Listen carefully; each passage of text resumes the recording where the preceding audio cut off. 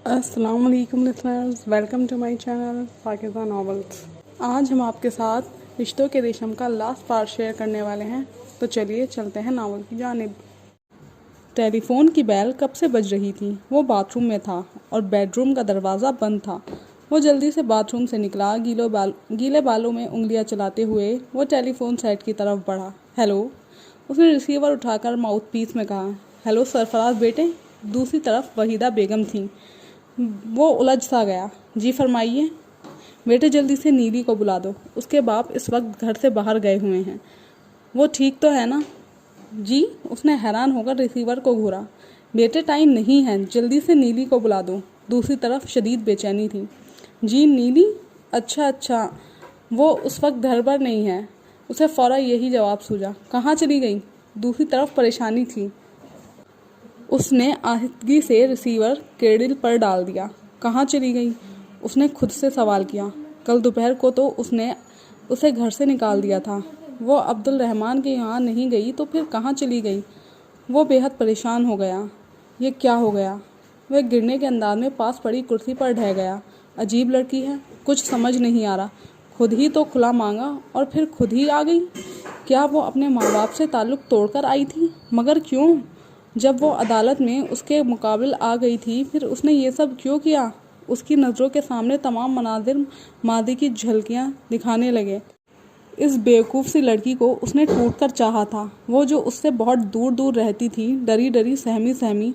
उसके गुस्से से तो सभी डरते थे, मगर वो कुछ ज़्यादा ही डरती थी। इस अहमक लड़की को इदराक नहीं था कि कोई उसे कितनी शिद्दतों से चाहा करता है। नायला की शादी के हंगामों में आखिर उस पर अक़दा खुल ही गया। वो जो उससे डरी डरी रहती थी, वह खुद उसके सिलसिले में तकदीर से बड़ा डरा रहता है। उस रोज़ नायला आपा की मेहंदी थी। जब वह मेहमानों की भीड़ से परेशान होकर उसका कमरा खाली देखकर वह तैयार होने चली आई थी, मगर थोड़ी देर बाद परेशान सी घुटनों के बल झुककर कुछ ढूंढने लगी थी। कभी कालीन पर हाथ मारती, कभी अपना दुपट्टा फैलाकर देखती, कभी अपने जिस्म पर हाथ फेरकर कुछ टटोलती। कुछ खो गया है। वह चुपके से उसके करीब आ खड़ा हुआ। हाँ, वह बेतहाशा चौंक उठी थी, बल्कि घबरा भी गई थी। जी मेरा एक सोने का बूंदा गिर गया है। अम्मी ने मुझे आज पहनने के लिए सेट दिया था। वह रूहान सी हो गई। साजिदा बेगम को वह सब अम्मी ही कहते थे। कहाँ गिरा दिया? उसने भी ज़मीन में नज़र डाली। यहीं था, मेरी मुट्ठी में, दोनों बूंदे। वह परेशान सी बोली। सिर्फ बूंदे ही थे मुट्ठी में? किसी सरफराज नाम के आदमी का दिल तो नहीं था मुट्ठी में बूंदों के साथ? उसका लहजा शरीर मगर धीमा था। जी। उसकी पेशानी से पसीना फूट निकला। वो इस गैर मुतवक्के हमले के लिए तैयार नहीं थी कि जो उससे सख्त बेजार रहता है, उसे नापसंद करता है, वो भी। वह अभी अभी क्या कह गया था? बात मनचाही थी। वह नज़रें झुकाकर खड़ी रह गई। बूंदे बूंदे सब जहन से उड़नछू हो गए। अब तो वह भागने का रास्ता तलाश करने लगी थी। उसे इसकी बेचारगी पर तरस आ गया। जब यहाँ लाई थी तो यहीं होगा, जाएगा कहाँ? आओ ढूंढते हैं। वह सुलह जो अंदाज में बोला। थोड़ी देर बाद वह बेड के पास पड़ा मिल गया। सरफराज ने उठाया और हथेली पर सजाकर उसके सामने पेश किया। एक ज़रा सा बूंदा गुम होने पर इतनी परेशानी? मुझे देखो, दिल गंवाकर भी परेशान नहीं हुआ। वो उसके बेहद करीब खड़ा था। नीलोफर की जान पर बन रही थी। वो उसकी हथेली से बूंदा उठाने की हिम्मत भी नहीं कर पा रही थी। यह उस पर अचानक कैसी इफ्ताद आ पड़ी थी। अगर इजाज़त हो तो डाल दूं कान में। अगरचे अनाड़ी हूँ, मगर अब मुझे प्रैक्टिस शुरू कर देनी चाहिए। वह कितना बदला हुआ लग रहा था। वो खामोश और उखड़ा सा इंसान, जिसका खुश्क चेहरा देखकर उसका सांस अटकने लगता था। सब्ज़ बनारसी सूट में 2 चुटिया सीने पर फैलाए वह साकत सी खड़ी थी। दुपट्टा दाएं शाने से फिसलकर कालीन पर जा गिरा था। उसने आहिस्तगी से उसके कान में आवेज़ा डाल दिया। नीलोफर की तो हालत गैर हो गई। ना जाए मानदन ना पाए रफ्तन वाली कैफियत उस पर गालिब थी। कम से कम शुक्रिया तो अदा कर दो। अगर बुरा लगा है तो गालियाँ ही सुना दो। प्लीज़ मुझे जाने दें। तो चली जाओ, मैंने तुम्हें पकड़ा हुआ तो नहीं है। वह मुस्कुराया। उसकी परेशानी से बहुत महजूज हो रहा था। सामने से हटे प्लीज़। हटा दो, चट्टान तो नहीं हूँ। दिन रात तुम्हारे इश्क में जलकर वैसे ही कमज़ोर हो गया हूँ। वह मजीद शरीर हुआ, अब तो मजीद खड़ा रहना दूभर हो गया था। वह साइड में जगह पाकर भाग खड़ी हुई थी। सारे हवास, सारी चौकड़ियाँ वह जैसे उस कमरे में भूल आई थी, फिर सरफराज की ज़िंदगी में बहारें आई थीं। उसने महसूस कर लिया था कि वो बाजी जीत चुका है, उसे ठुकराया नहीं गया है। मगर जब चंद रोमान परवर वाक़यात और उसकी तरफ से यकीन कर लेने के बाद उसने साजिदा बेगम के सामने मुद्दा पेश किया तो वह परेशानी के आलम में सोच में पड़ गई थी। फिर उसे कहा था, बेटे ये खुशी की बात है कि तुमने नीलोफ़र का इंतखाब किया है। मेरी भी यही तमन्ना थी, मगर तुम जानते हो नीलोफ़र के बाप की तुम्हारे बाप से किस कदर दुश्मनी थी। मुझे पूरा यकीन है वो कभी भी इस पर राज़ी नहीं होंगे। मैं बहुत अच्छी तरह जानती हूँ। मगर नीलो को तो आपने पाला है, आप उसकी जिम्मेदार हैं। और फिर वह ज़रा झिझका। नीलो खुद इस बात पर आमदा है। साजिदा बेगम चौंकी। हैं? वह इतनी चुप सी लड़की किस वक्त ये मदारज तय कर गई? अगर चाह उन्हें भी ये बात सुनकर तकवीत सी हुई थी। फिर नीलो से भी पूछूंगी अपनी तसल्ली के लिए। उसके वालिद के बारे में तो आप अंदाज़ा लगा ही चुकी हैं। मेरा ख्याल है आप सिर्फ नीलो से पूछ लें। वह बुझ सा गया था, उसे इन कठिनाइयों का एहसास नहीं था। तुम जी छोटा ना करो, अल्लाह ने चाहा तो सब ठीक हो जाएगा। उन्होंने उसके कंधे पर हाथ रखकर बड़ी शफकत से कहा था। और फिर वही हुआ जिसका खदशा था। उबैदुल रहमान तो हत्ते से उखड़ गए थे। आपने ऐसा सोचा ही क्यों? आपने उसे परवरिश किया है, आप उसकी जिम्मेदार हैं, उस पर आपका पूरा हक है। अगर आप उसे खाकरोब से ब्याह देंगी तो मैं एतराज़ नहीं करूँगा। उन्होंने एक खाकरोब को सरफराज पर तरजीह देकर उन्हें मामले की संगीनी का एहसास दिला दिया था। फिर चंद उन्होंने उबैदुल रहमान को बहुत से दलाइल दिए थे कि दुश्मनी उसके बाप से थी। बच्ची का क्या कसूर? मगर सब बेकार और लाहासिल रहा। और जब उन्होंने अपने चहीते भतीजे की बुरी हालत देखी तो उनसे रहा न गया। एक शब वह नीलोफ़र के पास गई, उसका अंदिया मालूम किया। वह सर झुकाए खामोश बैठी रही। बेटी, तुम्हारे चुप से मामला तय नहीं होगा। तुम्हारी शादी कहीं ना कहीं होना ही है। ना तुम्हें सदा मेरे साथ रहना है, ना अपने माँ बाप के पास। अगर तुम राज़ी हो तो मैं तुम्हारा निकाह किए देती हूँ। जानती हूँ उसके बाद तुम्हारे बाप की दुश्मनी मेरा मुकद्दर होगी, मगर मैं तुम लोगों से बेपनाह मोहब्बत करती हूँ। मैं हर कीमत पर तुम्हारी खुशियाँ चाहती हूँ। तुम आकिल व बालिग हो, कानून और शरीयत दोनों तुम्हें तुम्हारा हक देते हैं। उसने सारी उम्र साजिदा बेगम के साथ गुजारी थी।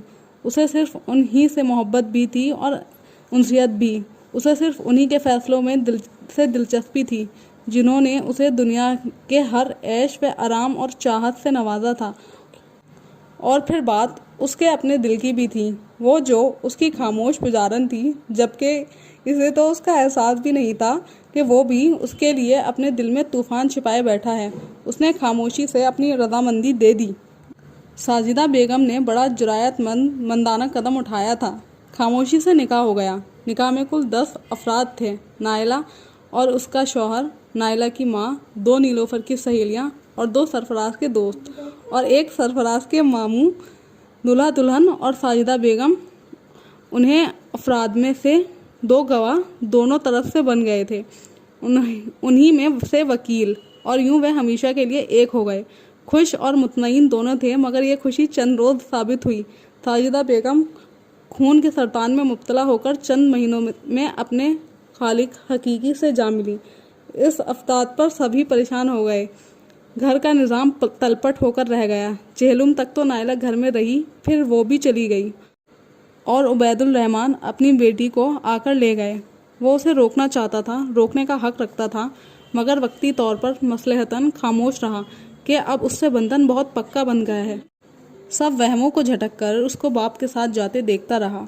हर चंद के उसके बाद वह खासा परेशान रहा कि फ़ोन भी नहीं कर सकता था और ख़त भी नहीं लिख सकता था। वो उसे जाते हुए हिदायत देकर गई थी कि वह इजलत में काम ना बिगाड़ डाले। साथ ही तसल्ली भी दी थी कि वह बेफिक्र रहे, कुछ नहीं होगा। और फिर जाने के बाद उसने मौका निकालकर सरफराज को फ़ोन भी किया था और तसल्ली भी दी थी कि वह माँ को राजदार बना के मामला सुलझाने की कोशिश कर रही है।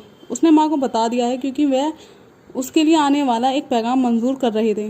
अम्मी का रद्द-ए-अमल तो शदीद नहीं था, मगर वह पापा की तरफ से फिक्रमंद है। उसे कुछ इत्मीनान सा हुआ था। फिर काफ़ी दिन गुजरने के बाद उसका फ़ोन ऑफिस में आ गया था। वो खासी परेशान थी और कह रही थी कि अम्मी ने पापा को बता दिया है क्योंकि सूरत हाल ही ऐसी हो गई थी। पापा सख्त गुस्से में हैं और आपके अब्बू का क्या धरा याद कर रहे हैं। मज़ीद वह ये भी कह रहे थे कि उनकी माशी बदहाली के ज़िम्मेदार भी महमूद अंकल थे, जिसकी वजह से उन्होंने अपनी ज़िंदगी का कीमती वक्त सख्त मुसीबतों में गुजारा और बहुत जद्दोजहद के बाद इस उम्र में दोबारा खुशहाली हासिल कर सके हैं। और उन्हें यकीन है कि महमूद अंकल ने उनकी ज़िंदगी बर्बाद की थी। वो किसी कीमत पर भी आपको अपना दामाद कबूल करने के लिए आमदा नहीं है। वह तो बेहद परेशान हो उठा था। अभी वह कोई हल सोच ही रहा था कि अदालत से समन आ गया, जिसमें बताया गया था कि मिस्मात नीलोफर खुला चाहती हैं क्योंकि सरफराज के साथ उनका निकाह ज़बरदस्ती किया गया था। उसके सामने तो ज़मीन आसमान घूम गए। किसी तौर यकीन आकर नहीं दिया कि नीलोफर की तरफ से ये समन आया है। अपने हर शक को मिटाने ही वह अदालत गया था, मगर वहाँ यकीन के सब जमा पूंजी लुट गई थी। जब नीलोफर ने उसके सामने खड़े होकर कहा वो सरफराज से ना मोहब्बत करती है ना उसके साथ रहना चाहती है क्योंकि उसका निकाह ज़बरदस्ती का नतीजा है, उसके साफ जवाब देने लगे थे। वह खुद पर काबू ना रख सका। मोहब्बत भरी नज़र बदल चुकी थी। वो उससे नज़रें चुरा रही थी। उसकी कैफियत क्या थी? सरफराज को जज्बात के इस भूचाल में कुछ नज़र नहीं आया था। अपने जुनून व जज्बात का इजहार उसने यूँ किया था कि उसके रुखसार पर अपनी 5 उंगलियों के निशान छोड़ दिए थे। इसी बिना पर उसने नीलोफर को घर से निकाल दिया था। और जब वहीदा बेगम का टेलीफोन आया तो एक नई मुसीबत सामने आ खड़ी हुई। आखिर ये सब चक्कर क्या है? उसने मेरे सामने ही तो बयान दिया था। फिर वो उसकी जानिब भागती हुई क्यों आई थी? फिर वह घर में क्यों चली आई थी? उसे उबैद अंकल ने यहाँ तक आने ही क्यों दिया था? वह तो खुद उस वक्त अदालत में मौजूद फातिहाना नज़रों से उसे जलील होता देख रहे थे। और अब आखिर कहाँ चली गई? कुछ मामला वह समझ चुका था। वहीदा बेगम का कहना कि उसके बाप बाहर गए हुए हैं, जल्दी से नीलू को बुला दो, उसका मतलब ये हुआ कि यह सब उबैद अंकल का जबर का नतीजा था और वो उनकी मर्जी के खिलाफ शायद उनसे लड़कर उसके पास आई थी। मगर ये कदम उसने पहले क्यों नहीं उठाया था? वह अजहद इसराब का शिकार था। वो तो इसका सब कुछ थी। अब उसकी वजह से ही तो दरबदर थी। उसकी मुश्किल ये भी थी कि वह हक़ाइक़ से वहीदा बेगम को भी मुतालिया नहीं कर सकता था क्योंकि उसका जिम्मेदार वह खुद था। पूरे 3 हफ्ते गुजर गए थे। उसने कहाँ कहाँ की खाक ना छान मारी थी। और आज जब वह गाड़ी पोर्च में ले जाने के लिए मोड़ रहा था तो वह सियाह चादर में बराबर वाली कोठी का गेट खोलकर बाहर निकलती नजर आई। पहले तो उसे यकीन नहीं आया था कि ये नीली है, मगर उसे यकीन करना पड़ा। वह कार समेत उसके सर पर जा पहुंचा। वह चौंक कर एक तरफ हो गई, फिर उसकी समत नज़र डालकर उस तरह आगे बढ़ गई गोया कुछ हुआ ही ना। वह दरवाज़ा खोलकर तेज़ी से बाहर निकला और उसे जा लिया। ए मोहतरमा, क्या ड्रामा है ये ड्रामा नहीं, हकीकत है। वह तिरछी से कहकर फिर चल पड़ी। आप इस घर में क्या कर रही थी? पेट पाल रही हूँ अपना, इंसान हूँ, खाना पीना भी तो ज़रूरी है जब तक ज़िंदगी है। वह फनकार कर बोली। बहुत खूब। और जो तुम्हारे वालिद बड़े ठाठ से तुम्हें लेकर गए थे, 4 दिन रोटी भी ना खिला सके? वो इस्तेज़ाइया बोला। चलो घर में। उसने हुक्मिया कहा। मेरा कोई घर नहीं है। उसकी आवाज़ रुंध गई। देखो, ज़्यादा गड़बड़ करने की ज़रूरत नहीं। 3 हफ्ते हो गए हैं, ना खाता हूँ ना पीता हूँ, ना चैन से सो सका हूँ। किस खुशी में? खुशी में नहीं, तुम्हारे गम में। वो उसके साथ साथ चलता हुआ बोला। अब बराए मेहरबानी अंदर घर में चलो, वरना तुमसे ज़्यादा ड्रामा करना आता है मुझे। हमसाइयों पर अगवा का मुकदमा दायर करूँगा, समझी? वह धमकी अमीज़ अंदाज में बोला। मैं आपके साथ नहीं जाऊँगी, वह अटल लहजे में बोली। देखो, ज़्यादा करने की ज़रूरत नहीं है। मैं कोई फिल्मी हीरो नहीं हूँ जो तुम्हारे साथ सड़क पर नगमे गाता फिरूँ रूठने मनाने के। देखो, अगर तुम मेरे साथ नहीं चलोगी तो सुबह अखबार में मेरी खुदकुशी की खबर पड़ोगी। वह अजहर संजीदा हो गया। उस पर फौरी असर हुआ और वह चलते चलते रुक गई। आखिर आप क्यों मुझे अजाब में डालने पर तुले हैं? आप भी और बाबा भी, वह गलोगीर आवाज़ में बोली। अगर तुम ये सवाल घर के अंदर चलकर करो तो मैं जवाबा एक ज़मीमा दूंगा लिखकर। वह दच सी हो गई और फिर वापस पलट पड़ी। पहले तो ये बताओ कि साथ वाले घर में क्या कर रही थी? उसने रास्ते में ही सवाल दाग दिया। मैं उनके बच्चों को पढ़ाती हूँ और उन्हीं की एनेक्सी में एक कमरे में बतौर किराएदार रहती हूँ। वह संजीदा सी बोली। क्या कुछ पूछा नहीं उन लोगों ने? वह हैरान हुआ। उन्हें मैंने सब बता दिया है, गोया मुझे जलालत की इंतहा पर पहुंचा दिया है। वो बोला, ये भी आप ही का क्या धरा है? क्या आप इतना भी नहीं समझ सकते थे कि ये सब बाबा की ज़बरदस्ती की वजह से हो रहा होगा? वह बेडरूम में पहुंचकर शिकायती अंदाज में बोली। और तुम ये कदम पहले नहीं उठा सकती थी? उसने भी जवाबा शिकवा दागा। मैं खुद में बाप के मुकाबिल में आने की हिम्मत नहीं पाती थी।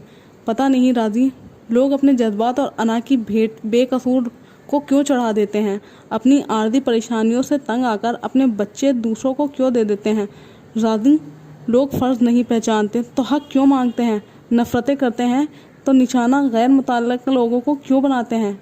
जज्बात में इंसाफ के लम्हे तस्खीर नहीं करते। हमारे चाहने वाले इतने खुदगर्ज और बेइंसाफ क्यों होते हैं? अपनी गुमगुश्ता दुश्मनियों के औज़ बेगुनाह की पूरी ज़िंदगी ताउन में क्यों दे देते हैं? वह फूट फूट कर रो रही थी। अगर मैं अपने वालिदैन का फ़र्ज़ थी तो इतने सालों में उन्होंने अपने फ़र्ज़ से गफलत क्यों बरती? अगर उन्होंने मेरी जिम्मेदारी अम्मी साजिदा बेगम को सौंपी थी तो उनके फैसले को क्यों तस्लीम नहीं किया था? महमूद अंकल का क्या या पापा का क्या, अगली नस्ल क्यों भुगते? ये लोग सारी उम्र दानाई का मनबा समझते हैं खुद को, और उन नहीं जानते कि जज्बात दानाई का जंग भी बन जाते हैं, और जंग आलूदा दानाई इंसाफ नहीं कर सकती।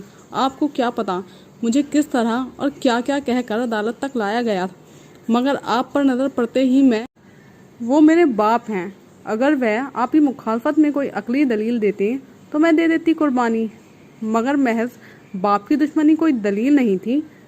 उसके बावजूद भी तुम अदालत तक आ गई। वो रह ना सका और कह गया, आप उन हालात से वाकिफ़ नहीं हैं जिनका सामना मैंने किया। उसने अश्क पोंछे और कहा, आपको क्या पता, जब हकीकी वालिदैन सामने हों और मोहब्बतों को कर्ज की सूरत मांग रहे हों, जन्म देने का खैराज तलब कर रहे हों, तो किसी की पोजीशन क्या हो जाती है। मगर जब अदालत में आप पर निगाह पड़ी तो मुझे याद आया कि मैं गुज़िश्ता कई महीनों से घुटन का शिकार हूँ। फिर भी मुझ में हिम्मत नहीं हुई। लेकिन आपका तमाचा, जो आपकी मोहब्बत और जुनून की अलामत था, उसने जैसे मेरे हर सोए हुए जज्बे को जगा दिया। मैं आपके पास चली आई कि आप मेरी बात ठंडे दिल से सुनेंगे, मगर आप। वो अब हिचकियाँ लेकर रो रही थी। वो वाकई बहुत नादिम था और ख़ुद को बहुत बड़ा मुजरिम समझ रहा था।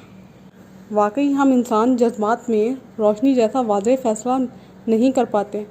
खुद परस्ती और महज अना की किरदाब में फंसकर अपने से वाबस्ता ज़िंदगियों को ख्वामख्वाह सज़ा देते हैं। वह सोच रहा था, क्या उबैद अंकल ने तुम्हें घर से निकाल दिया था? उसने पूछा। वो मुझे खुद यहाँ छोड़कर गए थे, ये कहकर कि मैं आइंदा कभी उनके सामने आने की कोशिश ना करूँ। अम्मी भी थी? नीलो ने चादर के कोने से आंखें साफ की। और अलीम? नहीं, भाईजान नहीं थे, और तुम बराबर में रहने लगी। हाँ, ये यकीन था कि गैर हैं, मगर मदद ज़रूर करेंगे। वह रूठे रूठे अंदाज में बोली। बालकनी से मुझे देखने के लिए झाँका तो करती होंगी। वह शरारत से मुस्कुराया। क्या ज़रूरत थी? वह नाराज़गी से बोली, और वो फ़ोन की तरफ बढ़ गया। वह वहीदा बेगम से मुखातिब था, तमाम तफसील से आगाह कर रहा था। अगर नीलो को कुछ हो जाता तो उसके ज़िम्मेदार सरासर आप लोग होते हैं। उसकी हालत बेहद ख़राब है। आप आना चाहें तो आ जाएं। कैसी बातें कर रही हैं आंटी आप? घर है आपका। फिर माउथ पीस पर हाथ रखकर बोला, और आपकी बेटी का। मगर वो इसी तरह खफगी के अंदाज में बैठी रही। मैं अंकल को मनाने की हर मुमकिन कोशिश करूँगा। आप छुप कर आ रही हैं? आ जाइए, बेफिक्र रहें, उन्हें पता नहीं चलेगा, और ना अलीम को। वो चादर उतारकर बाथरूम में मुंह धोने चली गई थी। वापस आई तो वह विटामिन की शीशी खोले खड़ा था। नीलो दोबारा मेहमानों की तरह कुर्सी पर बैठ गई।